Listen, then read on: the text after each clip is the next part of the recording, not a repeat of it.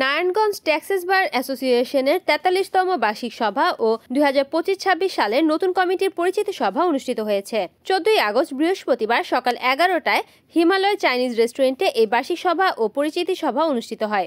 Narayanganj taxes বার অ্যাসোসিয়েশনের ৪৩তম বার্ষিক সভা ও ২০২৫-২৬ সালের নতুন কমিটির পরিচিতি সভায় উপস্থিত ছিলেন নারায়ণগঞ্জ ট্যাক্সেস বার অ্যাসোসিয়েশনের নতুন কমিটির সভাপতি মালিক সোহেল সারোয়ার, অ্যাডভোকেট মোহাম্মদ আলী জিন্নাম, সাধারণ সম্পাদক advocate Mohammad Ali, advocate Ruhul Amin, advocate Abul Rob Babul, advocate Abdul Jalil Dewan, advocate Mosharraf Hossain Mithu, advocate Mahbubur Rahman, doctor Osman Goni, Narayanganj জেলা আইনজীবী সমিতির নিয়মিত সদস্য এবং নারায়ণগঞ্জ ট্যাক্সেস বার অ্যাসোসিয়েশনের নতুন কমিটির সদস্য ও NANTVর আইন বিষয়ক সম্পাদক অ্যাডভোকেট শম্ভুনাথ সাহা সৈকত সহ অন্যান্য আইনজীবী বৃন্দ।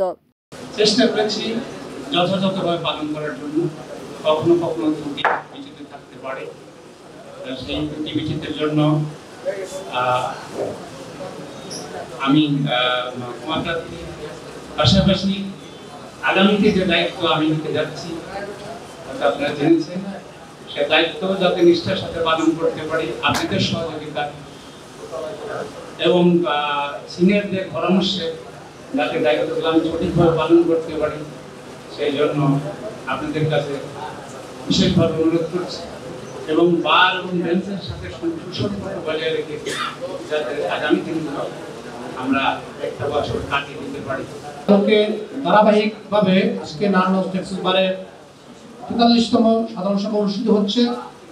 আয়োজকদেরকে আমি ব্যক্তিগতভাবে ধন্যবাদ জানাচ্ছি এবং আগামী কমিটি অর্থাৎ ২৫-২৬ কমিটিতে যারা নির্বাচিত হয়েছেন আগামী বছর তারা আরো বর্তমান কমিটির চেয়ে আরো উন্নতভাবে আরো ডাইনামিকলি আমাদেরকে অপারেট করবেন এই আশাবাদ ব্যক্ত করে এবং তাদেরকে অগ্রিম শুভেচ্ছা জানিয়ে আমি আমার সংক্ষিপ্ত বক্তব্য এখানে শেষ করছি। ক্ষমতার পালাবদল হলেই বার্ষিক সাধারণ সভার মধ্যে এরা প্রতিফলিত হয়।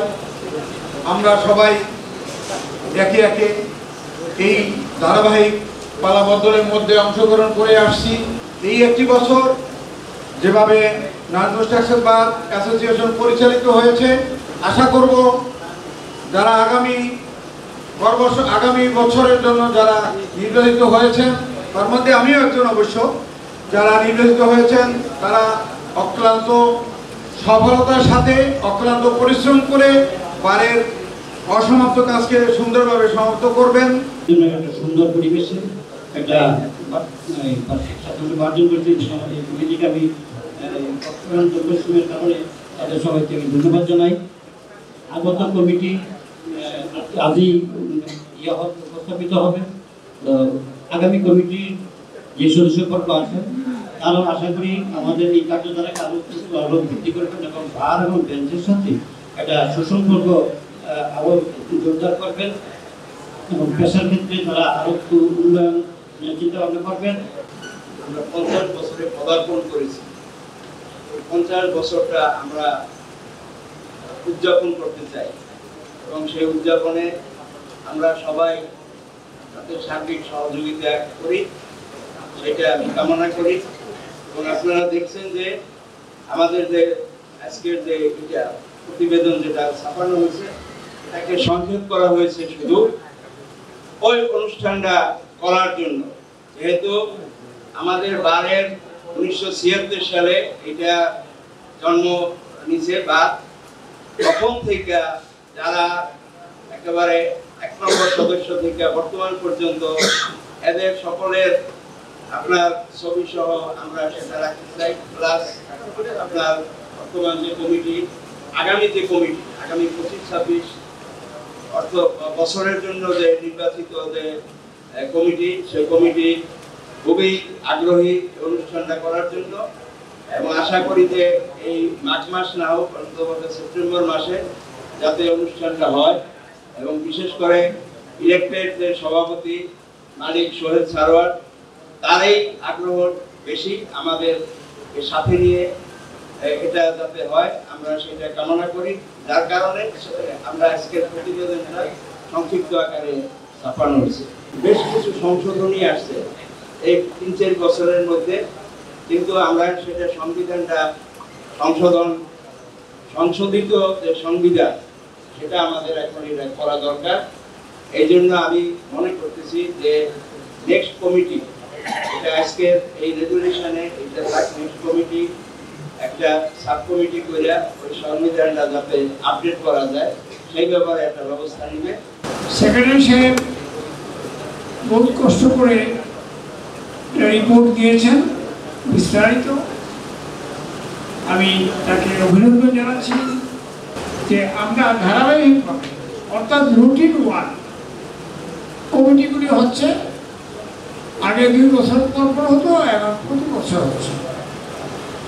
অনুষ্ঠানের সংখ্যা বেড়ে গেছে, খরচও বেড়ে গেছে। আমি যে কথাটা বলতে চাচ্ছি, এর বাইরেও আমাদের একটা দায়িত্ব আছে। বার অ্যাসোসিয়েশন অর্থটা কি? They will work for the benefit of the member as a whole. মেম্বারদের জন্য আমাদের প্রতিপক্ষ হলো সরকার, বোর্ড অফ রেভিনিউ তথা কমিশনার অফিস। আমরা যারা জুনিয়র ফ্রেন্ড বেঞ্চের সাথে কোনো কাজ করতে গিয়া অহেতুক হয়রানির শিকার না হই, আজকের দিনে অফিসের বড় মাধ্যম হল পিয়নরা। অফিসের বড় মাধ্যম পিয়ন, তারপরে পেশকার অন্যান্যরা। আমি দেখেছি যে তাদের বিহেভ, একজন লয়ার যে অনেক বয়স বা কম বয়স যাই হোক, তাদের প্রতি যে একটা যথাযথ সম্মান, অন্তত সালামটা দেওয়া দরকার, এইটা আজকে উঠে গেছে। এটা ইন্ট্রোডিউস করবে কে? ইট ইজ বার। বারের উচিত এটা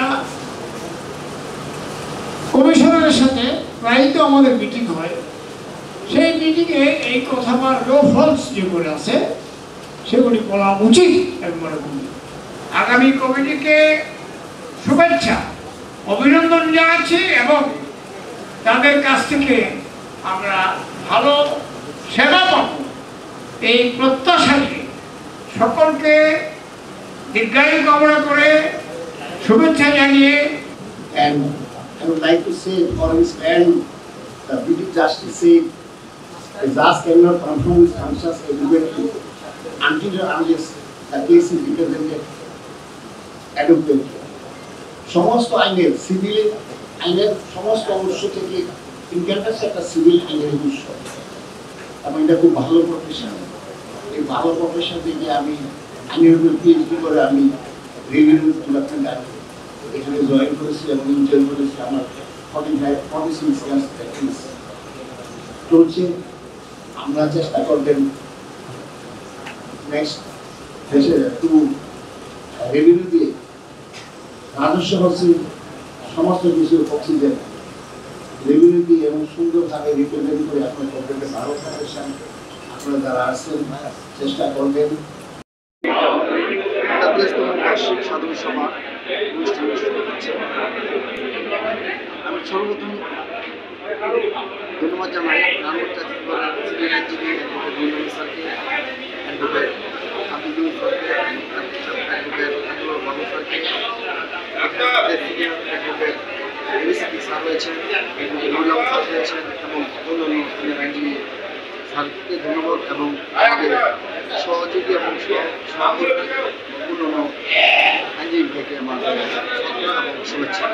25 এবং 26 সালে যে আমাদের নতুন কমিটি হয়েছে সেই কমিটিকে আমি সুস্বাগত জানাই এবং এই কমিটি যেন ভবিষ্যতে সকল কার্যক্রম সুন্দরভাবে পরিচালনা করতে পারে এবং আমাদের যে প্রত্যাশা 50 বছরের প্রতিটা সেই 50 বছরের প্রতিটা যেন আমাদের এবারের সভাপতি মালিক সারোয়ার সাহেব এবং মোহাম্মদ রেজিনা সাহেবকে তাকে আমি অনুরোধ করবো সেগুলি যেন 50 বছর প্রতিটা ভালোভাবে করেন এবং সর্বোপরি সকল নারায়ণ ট্যাক্সেস বোর্ডের সকল অ্যাসোসিয়েশনের সকল ভাই বন্ধুকে শুভেচ্ছা এবং তাদেরকে যারা অক্লান্ত পরিশ্রমে 2024-2025 কার্যকালে সকল কার্যক্রম আমি সাধারণ সম্পাদক অ্যাডভোকেট মোহাম্মদ আলী সাবলীলভাবে পরিচালনা করতে পেরেছি।